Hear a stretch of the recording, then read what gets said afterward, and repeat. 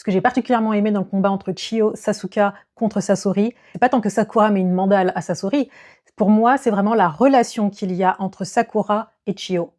Déjà parce que le combat montre à quel point Sakura est puissante. C'est vraiment un arc où on voit vraiment que Sakura est puissante, notamment quand elle soigne Kankuro et qu'ensuite elle doit combattre Sasori.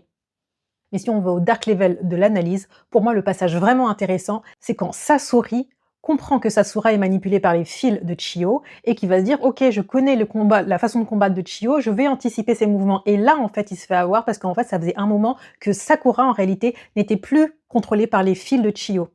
Et c'est ce qui fait qu'elle va pouvoir gagner. Mais si on comprend vraiment ce que ça veut dire, pour moi, ça identifie vraiment ce qu'on vit quand, vous savez, vous êtes pris sous l'aile d'une personne un peu plus âgée, un peu bourrue, vous voyez. Et en réalité, elle a l'air de vouloir vous faire rentrer les choses par la manière forte, sans trop vous expliquer, sans être un peu, en étant un peu rêche, un peu froide, un peu dure.